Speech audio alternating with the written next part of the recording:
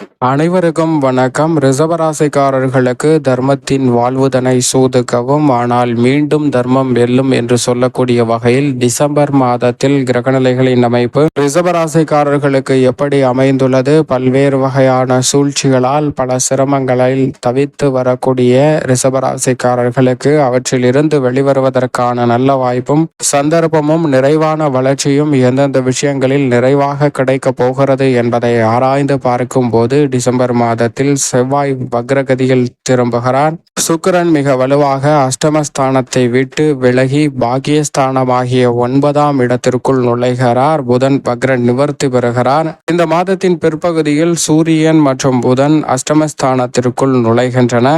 இந்த மாதத்தின் இறுதியில் கர்மஸ்தானத்திற்குள்ளும் நுழைகிறாருங்க. ராசியின் அதிபதியான சுக்கிரன், முக்கூட்டு கிரகம் என்று சொல்லக்கூடிய சூரியன், சுக்கிரன், புதன் ஆகிய 3 கிரக நிலைகளுக்கிடையே இடைவெளி அதிகரிக்கக்கூடிய ஒரு மாதமாகவும் இந்த மாதம் பார்க்கப்படுகிறது. பிற்பகுதியில் அந்த இடைவெளியானது குறைகிறதுங்க. எனவே நிச்சயமாக கணவன் மனைவிக்கிடையே, குடும்ப உறுப்பினர்களுக்கிடையே ஏற்பட்டு வந்த மன வருத்தத்தினால் அல்லது பல்வேறு வகையான காரணங்களால் ஏற்பட்ட பிரிவானது சரி செய்யக்கூடிய வாய்ப்பு நிச்சயம் இந்த வேளையில் நிறைவாக கிடைக்க போகிறது. எனவே நல்ல மாறுதலை நிறைவாக சந்திப்பதற்கான சூழல் நிச்சயமாக ரிஷபராசிக்காரர்களுக்கு உண்டு என்பதை இந்த மாதத்தில் ஏற்படக்கூடிய கிரக பயிற்சிகள் உறுதிப்படுத்துகின்றன. ராசியின் உச்ச அதிபதியான சந்திரன் 12 இடங்களிலுமே வலம் வர போகிறார். ரிஷபராசிக்காரர்களுக்கு இப்படி இந்த மாதத்தில் கிரகநிலைகளின் அமைப்பும் இருக்க தர்மத்தின் வாழ்வுதனை சூது கவ்வும் என்று சொல்லக்கூடிய வகையில் பல்வேறு வகையான சிக்கல்கள், சிரமங்கள்,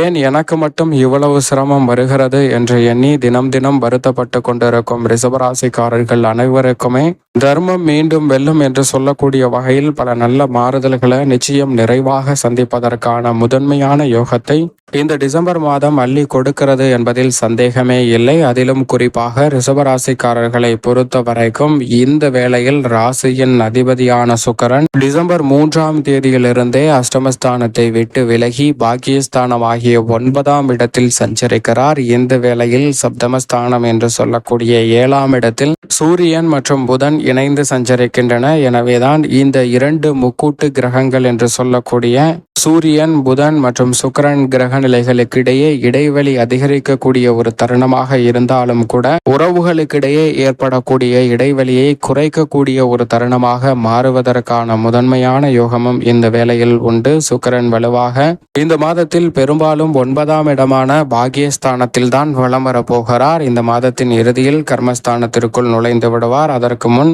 எதிர்பார்ப்பதை காட்டிலும் நல்ல பல முன்னேற்ற வாய்ப்புகளை நிச்சயமாக ராசியின் அதிபதியான சுக்கிரனிடம் இருந்து பெறுவதற்கான யோகம் உண்டுங்க. புதிய வாய்ப்புகள், வருமானத்தை உயர்த்தி கொள்ளக்கூடிய வகையில் பல சந்தர்ப்பங்களை நிச்சயமாக ஏற்படுத்தி கொடுக்கும். தடையையும் தாமதத்தையும் சந்தித்து வந்த பல நிகழ்வுகள்ல அந்த தடையும் தாமதமும் விலகி எதிர்பார்க்கக்கூடிய முன்னேற்ற வாய்ப்புகள் நிறைவாக அமைவதற்கான சாத்தியக்கூறுகள் உண்டு என்பதை தெளிவாகவும் துல்லியமாகவும் திட்டவட்டமாகவும் உறுதிப்படுத்துகின்றன. எனவே நீண்ட நாட்களாக இருக்கக்கூடிய கலைத்துறை மற்றும் அரசியல் துறை சார்ந்த பல பிரச்சனைகளை சுமூகமாக தீர்வு காணப்படுவதோடு எதிர்பார்க்கக்கூடிய நல்ல மாற்றங்களையும் நிறைவாக சந்திக்கலாம். அதோடு மட்டுமல்லாது சூரியன், வித்யாகாரகரான புதன் முற்பகுதியில் சப்தமஸ்தானத்தில் வலம் வருகின்றன. பிற்பகுதியில் அஷ்டமத்திற்குள் நுழைந்தாலும் பெரிய அளவில் சிக்கல் இல்லாத ஒரு தருணமாக இந்த டிசம்பர் மாதம் அமைவதற்கான யோகத்தை நிச்சயமாக உருவாக்கி கொடுக்கின்றன. எனவே இந்த வேளையில் எடுத்த காரியங்கள் அனைத்திலும் எதிர்பார்ப்புகளை பூர்த்தி செய்யக்கூடிய வகையில் கனகச்சிதமாக நிறைவேற்றுவதற்கான யோகம் உண்டு.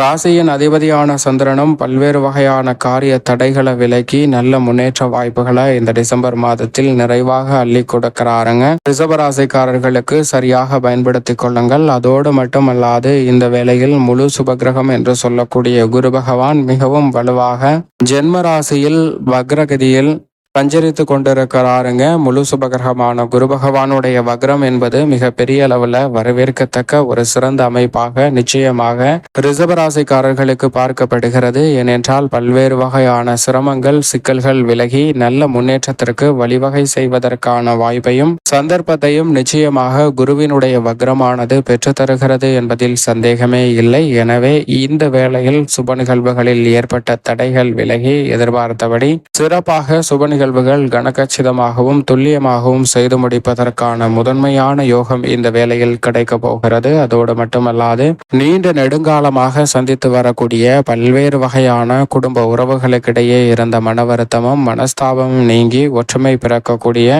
ஒரு அற்புதமான மாதமாகவும் இந்த டிசம்பர் மாதம் அமைவதற்கான முதன்மையான யோகம் நிச்சயமாக ரிஷபராசிக்காரர்களுக்கு கிடைக்கிறது. அதோடு மட்டுமல்லாது சனி மிக வலுவாக கர்மஸ்தானம் என்று சொல்லக்கூடிய 10ஆம் இடத்தில் ஆட்சி பலம் பெற்று சஞ்சரித்து கொண்டிருக்கிறாருங்க. 10ஆம் இடமாகிய கர்மஸ்தானத்தில் ஆட்சி பலம் பெற்றிருக்கக்கூடிய சனி மிகப்பெரிய அளவிலான அதிரடியான முன்னேற்ற வாய்ப்புகளை நிச்சயமாக அள்ளி கொடுக்கக்கூடிய சந்தர்ப்பத்தை உருவாக்கி கொடுப்பார் என்பதில் சந்தேகமே இல்லை.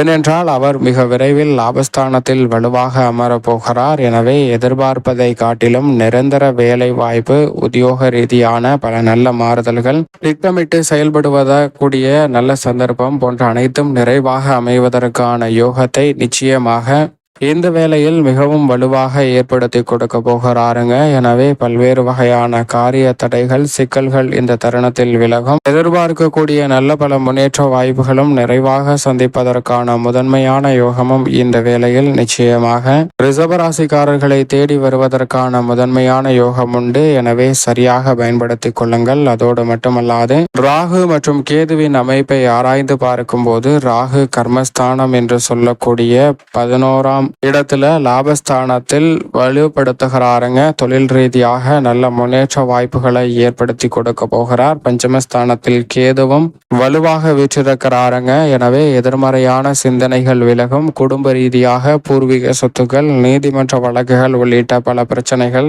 தடையும் தாமதமும் இல்லாமல் சிறப்பாக கைகூடுவதற்கான யோகம் உண்டு. தொழில்துறை, வியாபாரத்துறை ரீதியாக புதிய ஆர்டர்கள், ஒப்பந்தங்கள் நிறைவாக இந்த வேளையில் சந்திப்பதற்கான முதன்மையான யோகமும் ரிஷபராசிக்காரர்களுக்கு உண்டு. பல்வேறு வகையான காரிய தடைகள் விலகி நல்ல வளர்ச்சிக்கான முன்னேற்ற வாய்ப்புகளும் நீங்கள் எதிர்பார்க்கக்கூடிய அற்புதமான சந்தர்ப்பமும் இந்த வேளையில் அமைவதற்கான யோகம் மிகவும் நிறைவாக கிடைக்கிறது. அதோடு மட்டுமல்லாது இந்த வேளையில் மங்களகாரகன், பூமிக்காரகன் என்று சொல்லக்கூடிய செவ்வாய் தைரியஸ்தானத்தில் நீச்சம் பெற்று சஞ்சரித்துக் கொண்டிருக்கிறார். அங்கு இந்த மாதத்தின் துவக்கத்தில் 3ஆம் தேதியிலிருந்தே வக்ரகதியில் திரும்பி சஞ்சரிக்க போகிறாருங்க. செவ்வாயினுடைய நீச்சம் என்பது சற்று சாதகமற்ற அமைப்பு என்றாலும் கூட அவர் தைரியஸ்தானத்தில் அமர்ந்திருக்கிறாருங்க. எனவே தைரியஸ்தானம் வலுப்பெறக்கூடிய இந்த வேளையில் நீங்கள் எதிர்பார்ப்பதை காட்டிலும் புதிய நல்ல வாய்ப்புகள் நிறைவாக அமையும். அசையும் அசையா சொத்துக்கள் வாங்குவதற்கான யோகமும் உண்டு. பல்வேறு வகையான காரிய தடைகள் விலகி விவசாயம் சார்ந்த பணிகளில் நல்ல வளர்ச்சியை நிறைவாக சந்திக்கலாம். புதிதாக விளைநிலம் வாங்குவதற்கான பாக்கியமும் உண்டு. மேலும் இந்த தருணத்தை மிகவும் சாதகமாக மாற்றிக்கொள்ள நிச்சயமாக ரிஷபராசிக்காரர்கள் வாரத்தில் வியாழக்கிழமை விரதம் இருந்து அருகாமையில் உள்ள விநாயக பெருமாள் ஆலயம் சென்று தீபம் ஏற்றி வழிபாடு செய்யுங்கள். தங்கள் வாழ்வில் சந்திக்கக்கூடிய தடைகள் அகன்று மிக சிறப்பான வளர்ச்சியும் முன்னேற்றமும் நிச்சயமாக ரிஷபராசிக்காரர்களை தேடி வரும் என்பதில் துளியளவும் சந்தேகமே வேண்டாம். டிசம்பர் மாதத்தில் ரிஷபராசிக்காரர்களுக்கு